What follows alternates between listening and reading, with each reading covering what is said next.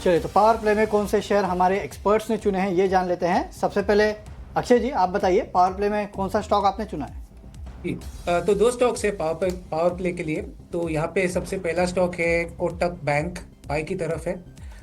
Buying क्योंकि नतीजे अच्छे थे, नतीजों के बाद इतने गिरते हुए बाजार में भी स्टॉक कहीं ना कहीं बहुत स्ट्रांग होल्ड कर रहा है और ओवरऑल डेटा प्लेसमेंट काफ़ी स्ट्रांग है ब्रॉडर टर्म चार्ट्स में। तो उसके चलते आपको 1860 1860 ये आपका स्टॉप लॉस बनेगा। करंट मार्केट प्राइस 1887 है।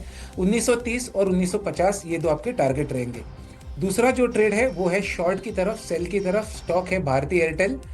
काफी लंबे समय के बाद जो एक रेंज बाउंड कंसोलिडेशन में था भारती, उस रेंज को आज खुलते खुलते स्टॉक ने ब्रीच करा है। तो एक नेगेटिव शॉर्ट टर्म डेवलपमेंट है, उसके चलते आपको भारती एयरटेल शायद 1560 या 1580 ये तो डाउनसाइड टारगेट्स जल्दी ही बनते हुए दिखेंगे। तो ये टारगेट्स के लिए आप भारती एयरटेल शॉर्ट कर सकते हैं विद स्टॉप लॉस ऑफ 1640। ठीक है, तो कोटक महिंद्रा बैंक में खरीदारी की सलाह और भारतीय एयरटेल में बिकवाली की रणनीति अक्षय जी की तरफ से। बढ़ते हैं आगे। सचिन आप बताइए, आप कहां पर नजर रख रहे हैं? जी प्रशांत जी, यहाँ पर दो रिकमेंडेशन सजेस्ट करूंगा आज। एंड पहला recommendation on the by side रहेगा जिसका नाम है एसआरएफ।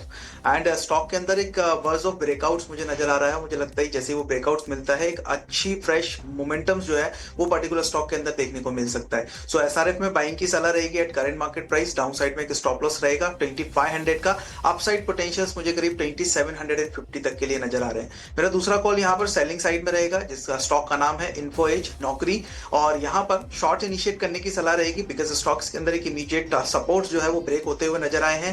एंड मुझे लग रहा है फर्दर और सेल ऑफ जो है वो कमिंग डेज में यहाँ पे कंटिन्यू होता हुआ दिखाई दे सकता है। सो नौकरी में करंट मार्केट प्राइस पे सेल करने की सलाह रहेगी। अपसाइड में एक स्टॉप लॉस 7220 का रहेगा। डाउन साइड मुझे लगता है एक बार 6800 तक के टारगेट्स जो है वो यहाँ पर फैब कॉन्ट्रैक्ट के अंदर देखने को मिल सकते हैं। ठीक है, तो इन्फो एज में बिकवाली की सलाह, लेवल्स का ध्यान रखिए। एसआरएफ में खरीदारी की सलाह। हमारे दोनों एक्सपर्ट ने एक बाय रिकमेंडेशन और एक शॉर्ट की सलाह आपको दी है। आज देखिए अभी तो 11% तक टूटा है, एक वक्त पे 12% तक की गिरावट यहां पर देखने को मिली थी। आखिर इतना दबाव क्यों दिख रहा है लॉरस लैब में?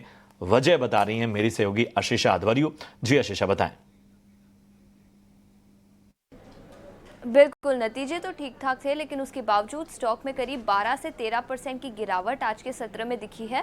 और उसके पीछे की वजह यह है कि जो पहले फंडिंग की जाती थी एड्स और एचआईवी के वायरल मेडिकेशन के लिए, उस पर रोक लगा दी गई है। तो जो फंडिंग किया जाता था उस पर रोक लगाई गई है। और कुछ स्टेटिस्टिक्स प्रोवाइड करें तो PEPFAR यानी president's emergency plans for aid relief, इसके लिए जो फंडिंग की थी उस पर रोक लगाई गई है। 2003 में ये शुरू किया गया था और इसके चलते 20 मिलियन लोगों की लाइफ बचाई गई है अक्रॉस 55 कंट्रीज। और करीब 20% टोटल ARV प्रोग्राम का फंडिंग इस पर्टिकुलर फंड से आ जाता था जिस पर रोक लगाई गई है। इनफैक्ट कुछ आंकड़ों की बात करें तो कंपनी के लिए ये नेगेटिव इसलिए है बिकॉज कंपनी का 22% रेवेन्यू इस पर्टिकुलर सेगमेंट से आता है और इसी के चलते ये फंडिंग पर रोक लगाई गई है। तो ये बड़ा नेगेटिव है लॉरस लैब्स के लिए। इनफैक्ट कुछ आंकड़ों की बात करें तो गोल्डमैन सैक्स ने बिकवाली की राय बरकरार रखी है, 475 रुपये प्रति शेयर का लक्ष्य रखा है।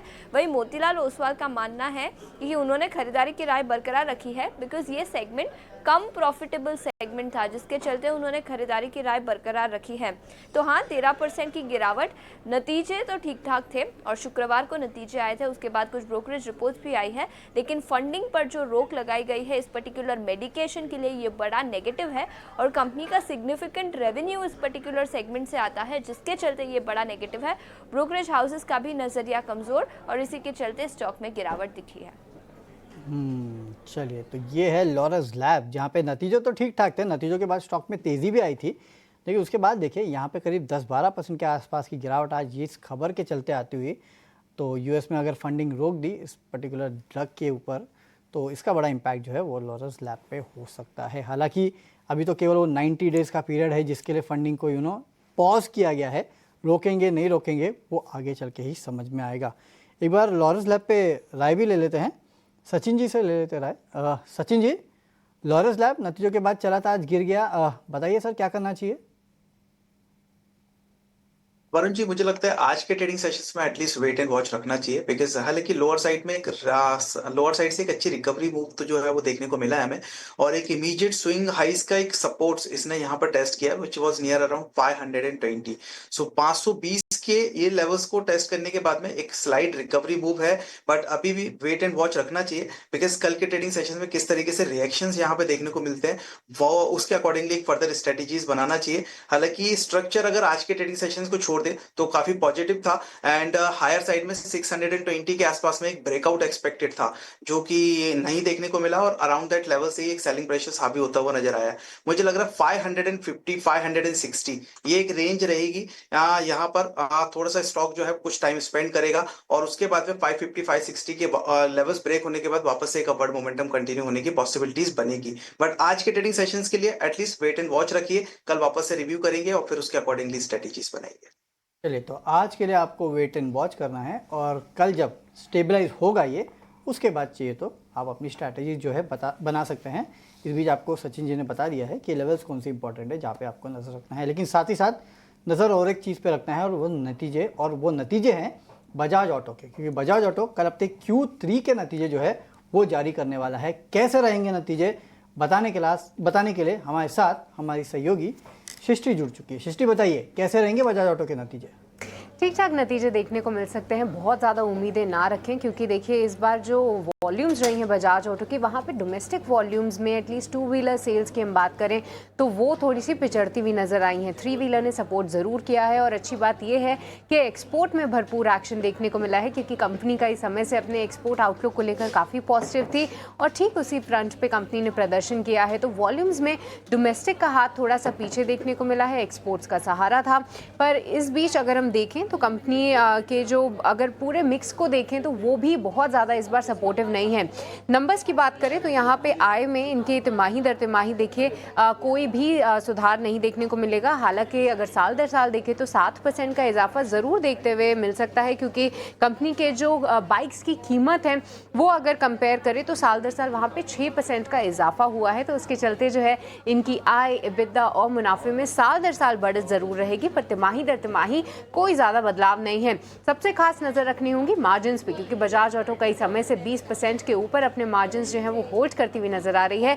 इस बार भी उम्मीद है कि ठीक 20% पे ही कंपनी के मार्जिन्स रहेंगे। तो यहाँ पर अगर कोई और ज़्यादा इंप्रूवमेंट आता है तो वो एक पॉजिटिव ट्रिगर ज़रूर होगा, क्योंकि याद रखिए कंपनी अपनी एक्सपोर्ट मार्केट में काफ़ी अच्छा प्रदर्शन कर रही है, तो उसको लेकर कॉमेंट्री क्या है वो भी ध्यान रखना होगा। साथ ही CNG बाइक में कंपनी क्योंकि लगातार अपने कैपेसिटी एक्सपेंशंस लगा रही है, ऑलरेडी उन्होंने गाइडेंस दी है कि Q3 और Q4 में अपनी CNG बाइक्स के लिए वो किस तरीके से कैपेसिटी बैठाएंगे, तो उसको लेकर क्या अपडेट है और साथ ही डिमांड कैसी बन रही है CNG सेगमेंट में, ये देखना काफ़ी इंटरेस्टिंग रहेगा। तो बजाज ऑटो नंबर्स में खास तौर से मार्जिन्स पे ध्यान रखिए और कमेंट्री पर भी फोकस रखिए, क्योंकि कमेंट्री के दम पे भी स्टॉक काफ़ी अच्छी तरीके से रिएक्ट कर जाता है।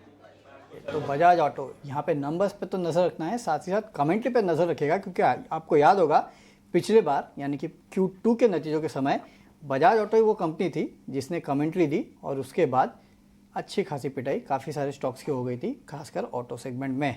चलिए शुक्रिया सृष्टि, ये पूरा अपडेट हम तक पहुँचाने के लिए।